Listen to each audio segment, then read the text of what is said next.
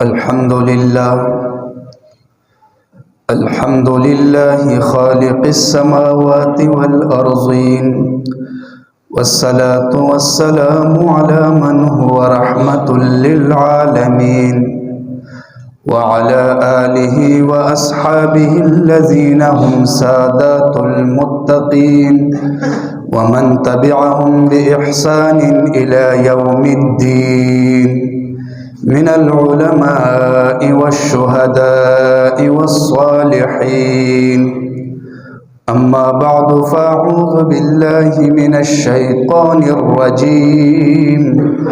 بسم الله الرحمن الرحيم.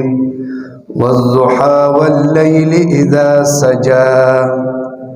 وفي مقام آخر: فلا أقسم بالخنس الجوار الكنس، والليل إذا عسعس، والصبح إذا تنفس.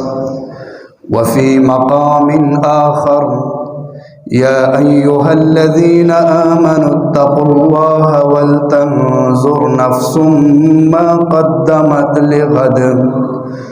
وقال النبي صلى الله عليه وسلم: اغتنم خمسا قبل خمس، شبابك قبل هرمك، وصحتك قبل سقمك، وحياتك قبل موتك، وفراغك قبل شغلك، وغناك قبل فقرك. وقال النبي صلى الله عليه وسلم: نعمتان مغبون فيهما كثير من الناس، الصحة والفراغ.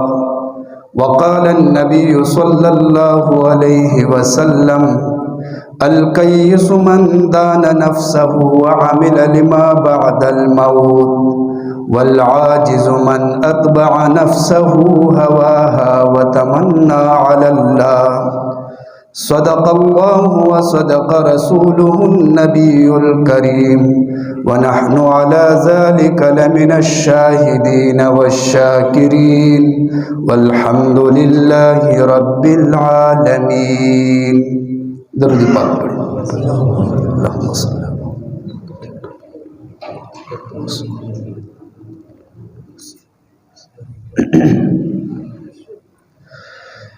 میرے محترم بزرگ اور عزیز بھائیوں، میں نے آپ کے سامنے قرآن مجید کی چند آیتیں تلاوت کی اور محمد مصطفیٰ صلی اللہ علیہ وسلم کے فرامین میں سے اور احادیث میں سے چند حدیثیں پڑھی ہے۔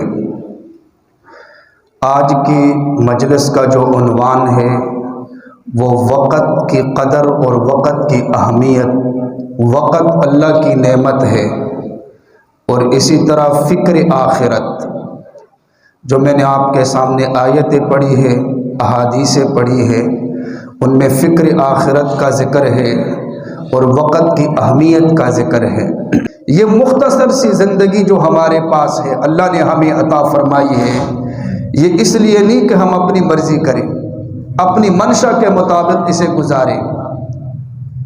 اللہ نے جو ہمیں یہ موقع عطا فرمایا، یہ آخرت کی تیاری کے لیے۔ اگر ہمارا وقت ضائع ہو رہا ہے تو یہ فکر کی بات ہے، سوچ کی بات ہے کہ ہم اپنا وقت کیوں ضائع کرتے ہیں۔ یہ تو اللہ کی نعمت ہے۔ اللہ تعالیٰ نے قرآن میں مختلف مقامات پر وقت کا بھی تذکرہ فرمایا، اور پھر وقت کی اہمیت کا اندازہ ہم اس سے لگا سکتے ہیں کہ اللہ نے وقت کا تذکرہ فرما کر ساتھ قسم بھی اٹھائی ہے۔ اللہ تعالیٰ نے ساتھ قسم بھی اٹھائی ہے وقت کا تذکرہ فرما کر، فرمایا والضحیٰ واللیل اذا سجا، چاشت کے وقت کی قسم۔ اور بعض آیات میں اللہ تعالیٰ نے دن رات کا تذکرہ فرمایا، واللیل اذا یغشا والنہار اذا تجلی، رات کی قسم جب وہ چھا جائے اور دن کی قسم جب وہ روشن ہو جائے۔ اور بعض مقامات پر صبح کی قسم کا ذکر بھی ہے۔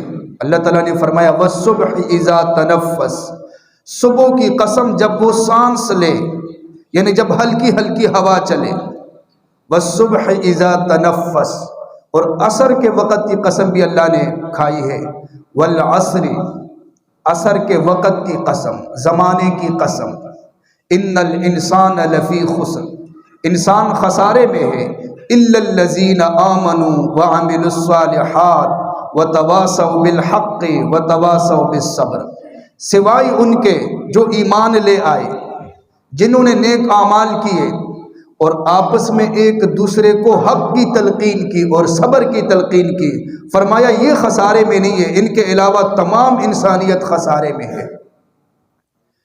تو دیکھیں اللہ تعالیٰ نے وقت کی قسم اٹھائی ہے، اس سے وقت کی اہمیت اجاگر ہو جاتی ہے کہ وقت کی کتنی اہمیت ہے اور ہم کیسے ضائع کر رہے ہیں۔ اللہ نے ہمیں فرصت دی اور ہم اسے غلط استعمال کر رہے ہیں، حالانکہ یہ اللہ کی نعمت ہے، اور اللہ کی نعمت کی ناشکری جب ہوتی ہے تو اللہ کے ہاں اس کی پوچھ بھی ہوگی، اس کے بارے میں پوچھا جائے گا اللہ کے ہاں۔ ایک حدیث میں آتا ہے، رسول اللہ صلی اللہ علیہ وسلم نے فرمایا، من حسن اسلام المرء ترکہ ما لا یعنی، فرمایا کہ ایک شخص کے مسلمان ہونے کے بعد اس کی خوبی یہ ہے کہ وہ فضول کاموں کو چھوڑ دیتا ہے۔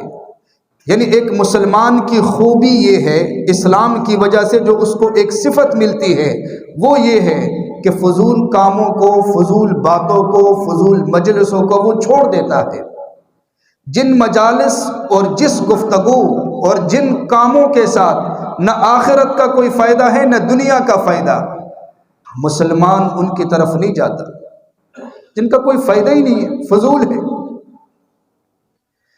امام ابو داود رحمہ اللہ نے اپنی کتاب ابو داود شریف میں اس روایت کو ذکر فرمایا، بلکہ اس روایت کے بارے میں لکھا ہے کہ امام ابو داود رحمہ اللہ نے فرمایا 5 لاکھ حدیثوں کا خلاصہ 4 حدیثوں میں ہے، اور فرماتے کہ ان 4 حدیثوں میں ایک حدیث یہ ہے، من حسن اسلام المرء ترکہ ما لا یعنی، فرمایا کہ مسلمان کی جو ایک صفت ہے، خوبی ہے، اسلام کی وجہ سے اس کو جو ایک خوبی ملتی ہے وہ یہ ہے کہ فضول باتوں کو وہ چھوڑ دیتا ہے، فضول کاموں کو چھوڑ دیتا ہے۔ بظاہر الفاظ تو مختصر ہے لیکن اس کی تشریح بہت زیادہ ہے، جامع اور معنی ارشاد ہے۔ ایک حدیث میں آتا ہے، نبی علیہ الصلوۃ والسلام نے فرمایا، نعمتان، 2 نعمتیں ایسی ہیں، مغبون فیہما کثیر من الناس، کہ بہت سارے لوگ ان نعمتوں کے بارے میں دھوکہ کھا جاتے ہیں، غفلت برتتے ہیں۔ الصحت والفراغ، ایک اللہ نے صحت کی دولت دی اور ایک اللہ نے فرصت دی ہے۔ اب اللہ نے صحت بھی دی، صلاحیت دی ہے، اور اللہ نے موقع بھی عطا فرمایا، وقت بھی ہے، تو بندہ دین کا کام کرے، صحت بھی دین کے لیے لگائے اور اس فرصت سے فائدہ اٹھائے، دین کا کام کرے، علم حاصل کرے، دین حاصل کرے، دین پر عمل کرے۔ یہ ہمارے پاس موقع ہے، اگر ہم ضائع کریں گے تو صحت بھی ختم ہو جائے گی، ایک وقت آتا ہے صحت ختم ہو جاتی ہے، اور جو اللہ نے موقع دیا موقع بھی نکل جائے گا، ایسے ہی ہاتھ مروڑتے رہیں گے۔ خلیفہ ہارون الرشید کی خدمت میں ایک آدمی آیا، بادشاہ بیٹھے ہوئے تھے، وزیر مشیر سب کی مجلس لگی تھی۔ ایک بندے نے آ کر بتایا، جی ایک آدمی آیا ہے، اجازت طلب کرتا ہے، وہ کہتا ہے کہ میں اب اپنا کرتب دکھاتا ہوں، میں اپنی مہارت دکھانا چاہتا ہوں۔ تو بادشاہ نے کہا ٹھیک ہے، اس کو اجازت دے دو۔ اجازت مل گئی، اندر آیا تو بادشاہ نے کہا ٹھیک ہے جی، اپنا کرتب دکھاؤ۔ اس نے ایک سوئی فرش کے اوپر ایسے گاڑ دی، اور سوئی کا جو ناکا ہے نا، دھاگے والا حصہ، وہ اوپر کی طرف کیا ایسے، اور پھر دور چلا گیا، اور پھر اپنی جیب سے ایک اور سوئی نکالی اور اس کا نشانہ لگایا۔ جب سوئی یوں پھینکی اس نے تو وہ اس ناکے میں سے سیدھی آگے گزر گئی، ایسے اس کا نشانہ تھا۔ پھر اس کے بعد اس نے دوسری سوئی اس کی طرف پھینکی تو تو وہ ناکے میں سے آگے گزرتے ہوئے سوئی آگے نکلی، ایسا نشانہ اس کا لگا، یہاں تک کہ 10 سوئیوں کے ساتھ اس نے ایسا نشانہ لگایا۔ سارے مجلس والے حیران ہو گئے کہ اتنا ماہر آدمی کہ اتنا دور کھڑے ہو کر اس نے ایسا نشانہ لگایا کہ جو سوئی اس نے گاڑی تھی اس کے ناکے سے ہی اس کی وہ پھینکی ہوئی سوئی گزر گئی۔ بادشاہ بھی حیران ہو گیا۔ اب بادشاہ نے اعلان کیا، فرمایا کہ اس کو 10 درہم انعام کے طور پر دے دو اور 10 کوڑے بھی اس کو لگاؤ۔ لوگ حیران ہو گئے، اتنا بڑا ماہر آدمی اور نشانے والا آدمی، اس کو 10 کوڑے لگاؤ۔ بادشاہ سے پوچھا گیا، فرمایا کہ 10 درہم تو اس لیے دو کہ کتنا ماہر آدمی ہے، کتنا عجیب اس کا نشانہ ہے، اور 10 کوڑے اس لیے لگاؤ کہ اللہ نے جو اس کو فرصت دی تھی اور اللہ نے اس کو صحت کی دولت عطا فرمائی تھی، وہ اس لیے تاکہ یہ دین کے لیے استعمال کرے۔ جو کرتب یہ دکھاتا ہے نہ تو اس میں دین کا کوئی فائدہ ہے نہ دنیا کا کوئی فائدہ ہے، اور اس نے اپنی ساری توانائی اس کے اوپر صرف کر دی، اس لیے اس کو 10 کوڑے بھی لگاؤ۔ تو بھائی ہماری توانائی دین پر صرف ہونی چاہیے، ہماری توانائی، ہماری طاقت دین اسلام کی محنت پر صرف ہونی چاہیے۔ ایک حدیث میں آتا ہے، نبی علیہ الصلوۃ والسلام نے فرمایا، اغتنم خمسا قبل خمس، فرمایا 5 چیزوں کو 5 چیزوں سے پہلے غنیمت سمجھو۔ اغتنم خمسا قبل خمس، 5 چیزوں کو 5 چیزوں سے پہلے غنیمت سمجھو۔ شبابک قبل حرمک، جوانی کو بڑھاپے سے پہلے۔ وصحتک قبل سقمک، مرضک، اور اپنی صحت کو، تندرستی کو، بیماری سے پہلے۔ وحیاتک قبل موتک، اور اپنی زندگی کو موت سے پہلے۔ وفراغک قبل شغلک، اور اپنی فرصت کو مشغول ہونے سے پہلے۔ اور فرمایا وغناک قبل فقرک، اور مالداری کو فقر کے آنے سے پہلے، غربت کے آنے سے پہلے۔ یہ 5 ایسے مواقع ہیں جو مستقل نہیں ہوتے، جو عارضی انسان کو ملتے ہیں۔ جوانی عارضی ہے، اسی طرح صحت عارضی ہے، مال دولت عارضی ہے، فرصت جو ہمارے پاس ہے، موقع ہے، یہ عارضی ہے۔ یہ ساری چیزیں عارضی ہے، یہ ہمارے پاس ایک موقع ہے، یہ دوبارہ نہیں ملتی۔ اللہ کے نبی نے فرمایا اس سے فائدہ اٹھاؤ۔ شبابک قبل حرمک، فرمایا کہ اپنی جوانی سے فائدہ اٹھائے، بڑھاپے سے پہلے اس کو غنیمت سمجھے۔ جو جوانی میں نیک اعمال کیے جاتے ہیں اور جو بڑھاپے میں نیک اعمال کیے جاتے ہیں، زمین و آسمان کا فرق ہے۔ جوانی کے نیک اعمال کا جو ثواب ہے وہ زیادہ ہے،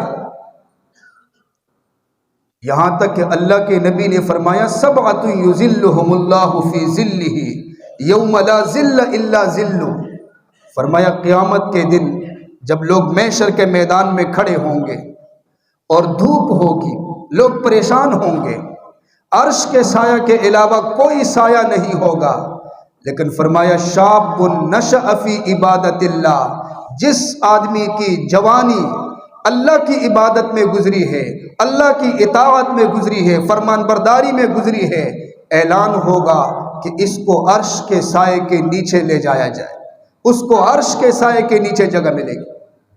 کتنی بڑی بات ہے۔ اس لیے تو وہ شاعر کہتا ہے در جوانی توبہ کردن شیوئی پیغمبری، جوانی میں توبہ کرنا، جوانی میں عبادت، جوانی میں اطاعت، یہ انبیاء کی سنت ہے، یہ پیغمبروں کی سنت ہے۔ ہماری جوانیاں صرف ہو رہی ہے، عجیب عجیب فضول کاموں پہ صرف ہو رہی ہے۔ اگر ہماری یہ جوانی دین اسلام کے لیے صرف ہو جائے، یہ توانائی یہ دین اسلام کے لیے صرف ہو جائے تو کتنی بڑی بات ہے، اللہ کی طرف سے اجر بھی ملے گا۔ فرمایا وصحتک قبل مرضک، اللہ نے صحت کی دولت عطا فرمائی، بیماری سے پہلے آخرت کی تیاری کریں، بیماری سے پہلے ہم بعض دفعہ سوچتے ہیں نا کہ جیسے ہماری اب صحت ہے تو یہ صحت رہے گی، حالانکہ ایسی بات نہیں ہے۔ ہم مشاہدہ بھی کرتے ہیں، بہت سارے لوگوں کو دیکھتے ہیں، بڑی اچھی صحت ہوتی ہے، لیکن جب بیماری کا حملہ ہوتا ہے تو بیچارہ پریشان، بالکل بے بس ہو جاتا ہے۔ ہمیں تو اللہ کا شکر ادا کرنا چاہیے۔ رات کو بغیر دوائی کے سو جاتے ہیں، صبح اٹھتے ہیں، کھاتے ہیں، پیتے ہیں، اور جو کھاتے پیتے ہیں وہ جسم کا حصہ بن رہا ہے۔ اس پر ہمیں اللہ کا شکر ادا کرنا چاہیے۔ یہ اللہ نے ہمیں موقع عطا فرمایا۔ بلکہ ایک حدیث میں آتا ہے کہ جو شخص تندرستی کی حالت میں نیک اعمال کرتا ہے اور جب وہ بیمار ہو جاتا ہے، بیماری کی وجہ سے وہ ان اعمال سے محروم ہو جاتا ہے، تو اللہ تعالیٰ فرشتوں کو فرماتے ہیں، اللہ اعلان کرتے ہیں اور فرشتے کو فرماتے ہیں کہ جیسے یہ تندرستی کے عالم میں، تندرستی کی حالت میں یہ عبادت کرتا رہا، تلاوت کرتا رہا، اب بھی اس کے اعمال کو جاری رکھ۔ اور فرشتے کو حکم ہوتا ہے، فرشتہ لکھتا رہتا ہے۔ اب اس کی جو رات گزرتی ہے چارپائی پر، یہ تہجد نہیں پڑھ سکتا لیکن تندرستی میں پڑھتا رہا، فرشتہ لکھتا رہتا ہے، یہ تہجد بھی اس نے پڑھی، یہ تلاوت بھی اس نے کی، یہ صدقہ بھی اس نے دے دیا، یہ کسی کے لیے سہارا بھی بن گیا۔ اس کے نام اعمال میں نیک اعمال کا سلسلہ جاری رہتا ہے۔ لیکن تندرستی میں اگر اللہ تعالی ہمیں توفیق عطا فرمائے، بہت مشکل ہے۔ اکثر جب جھٹکا لگتا ہے تو تب فکر آخرت کی تھوڑی بہت، وہ بھی کم لوگوں کو پیدا ہوتی ہے، ہر کسی کو نہیں۔ بعض لوگ ایسے بھی ہوتے ہیں، ان کا دل اتنا سیاہ ہوتا ہے کہ جھٹکا بھی لگتا ہے اور اس کے باوجود ان کے اندر نافرمانی میں اضافہ ہو جاتا ہے۔ تو اللہ نے ہمیں یہ موقع عطا فرمایا کہ ہم تیاری کریں، تو فرمایا وَصِحَّتَكَ قَبْلَ مَرَضِكَ، صحت یہ غنیمت کا موقع ہے، بیماری سے پہلے ہم تیاری کریں۔ وَحَيَاتَكَ قَبْلَ مَوْتِكَ، فرمایا کہ یہ اللہ نے زندگی عطا فرمائی، مرنے سے پہلے پہلے تیاری کریں۔ جیسے ہی ہماری آنکھ بند ہو جائے گی اس کے بعد ہم اعمال نہیں کر سکیں گے۔ بلکہ ایک حدیث میں آتا ہے، حضرت عبداللہ ابن عمر رضی اللہ بیان کرتے ہیں، بلکہ عبداللہ ابن عمر رضی اللہ کے بارے میں یہ بیان ہے، کہیں سفر پہ جا رہے تھے، راستے میں سواری کو روکا، وہیں پر اترے اور 2 رکعت نفل نماز پڑھی۔ ساتھیوں نے پوچھا کہ حضرت یہ کیوں؟ فرمایا کہ یہ قبرستان تمہیں نظر آتا ہے، یہاں پر جو مردے ہیں ان کی خواہش ہے کہ ہمیں 2 رکعت نفل کا موقع ملے اور ان 2 رکعت نفل کا ثواب ہمیں ملے، لیکن چونکہ مرنے کے بعد پھر یہ موقع نہیں ملتا۔ اور پھر عبداللہ ابن عمر نے فرمایا کہ نبی علیہ السلام نے یہ فرمایا تھا کہ میت کی خواہش ہوتی ہے کہ کاش مجھے 2 رکعت نفل کی اجازت مل جاتی اور میرے نامہ اعمال میں 2 رکعت نفل کے ثواب کا اضافہ ہو جاتا۔ پھر عبداللہ ابن عمر نے سمجھایا، فرمایا دیکھو میت کو تو اجازت نہیں ہے جب روح نکل گئی، لیکن ہمارے پاس تو موقع ہے نا، ہم اگر مرنے کے بعد اس کی تمنا کریں تو اب ہم کیوں نہ پڑھیں؟ اب جب ہمارے پاس موقع ہے ہم اپنے رب کو راضی کریں۔ یہ جو ہماری زندگی ہے یہ عارضی ہے، یہ فانی ہے۔ اگر ہمارے ہاتھوں میں اللہ کی کوئی نعمت ہے، سرسبز و شادابی ہے، تو یہ بھی عارضی ہے، یہ سب عارضی ہے۔ ایک شاعر کہتا ہے، یا صاحبی لا تغترر بتنعمی فالعمر ينفد والنعیم یزول، اے میرے دوست اپنے ظاہری آسائشوں پر غرور مت کرنا، یہ آپ کی عمر بھی عارضی ہے اور یہ نعمتیں بھی عارضی ہے، آپ کی عمر کے لیے بھی زوال ہے اور ان نعمتوں کے لیے بھی زوال ہے۔ اور پھر شاعر کہتا ہے وَإِذَا حَمَلْتَ إِلَى الْقُبُورِ جَنَازَةً، جب آپ کسی کا جنازہ اٹھا کر قبرستان کی طرف لے جاتے ہیں، فَعْلَمْ بِأَنَّكَ بَعْدَهَا مَحْمُولٌ، یقین کر لے آج آپ نے اس کا جنازہ اٹھایا ہے، کل وہ آپ کا جنازہ اٹھا کر قبرستان کی طرف لے جائے۔ تو اللہ نے ہمیں یہ موقع عطا فرمایا۔ ایک حدیث میں آتا ہے، اللہ کے نبی نے فرمایا کم من مقبل لیوم لا یکملہ، کتنے ایسے دن ہیں صبح کے وقت سے ان کے، کتنے ایسے لوگ ہیں کہ صبح کے وقت ان کا ارادہ ہوتا ہے کہ سورج کے غروب ہونے سے پہلے پہلے میں یہ کروں گا، یہ کروں گا، یہ کروں گا، لیکن سورج کے غروب ہونے سے پہلے پہلے وہ خود غروب ہو جاتے ہیں، ان کا جنازہ اٹھ جاتا ہے۔ وَكَم مِّن مُّسْتَقْبِلٍ لِغَدٍ لَّا يُدْرِكُهُ، اللہ کے نبی نے فرمایا کہ کتنے ایسے لوگ ہیں جو اپنے لیے منصوبے بناتے ہیں، کل صبح کے وقت جب سورج نکلے گا میں یہ کروں گا، یہ کروں گا، یہ کروں گا، لیکن سورج نکلنے سے پہلے پہلے ان کی زندگی کا سورج غروب ہو جاتا ہے۔ یہ تو اللہ کا امر ہے، ہمیں کوئی پتہ نہیں ہے۔ جب اللہ کی طرف سے وقت پورا ہو جائے گا پھر ہمیں مہلت نہیں ملے گی۔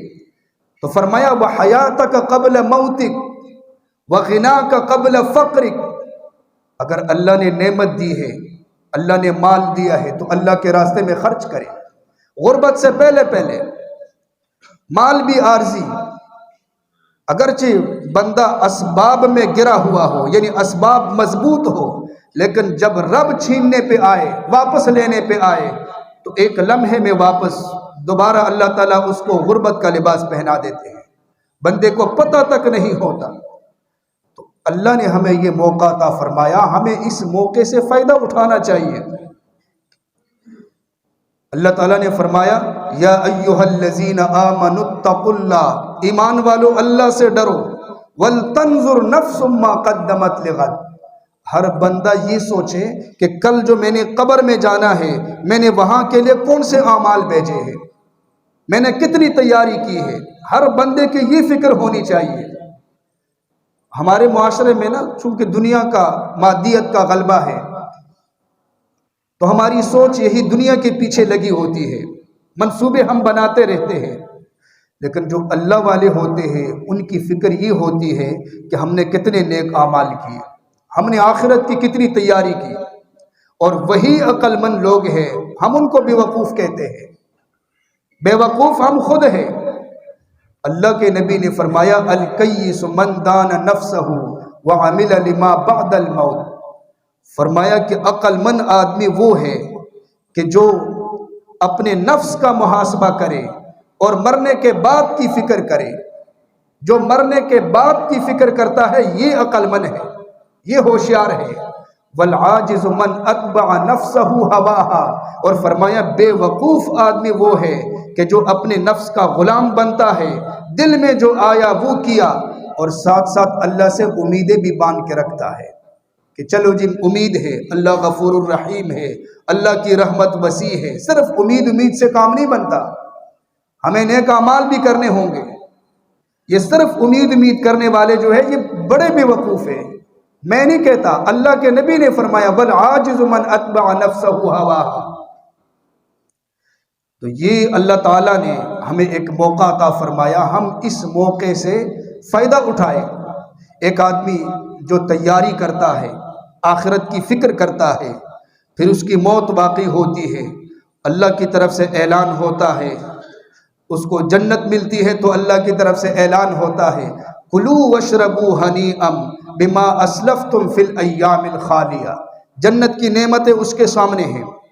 اللہ فرماتے کھاؤ پیو مزے سے، بما اسلفتم فی الایام الخالیہ، وہ جو اپنی گزری ہوئی زندگی میں تم نے نیک اعمال کیے اس کے بدلے میں۔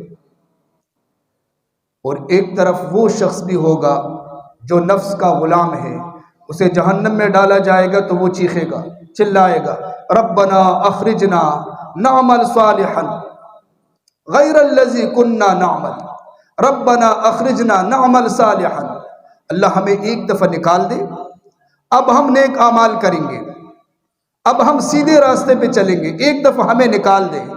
اعلان آئے گا اولم نعمرکم ما یتذکر فیہ من تذکر، کیا تمہیں اتنی یہ زندگی نہیں ملی تھی، یہ جتنے سال تم گزار کر آئے ہو، کیا میری طرف سے یہ عمر تمہیں نہیں ملی تھی؟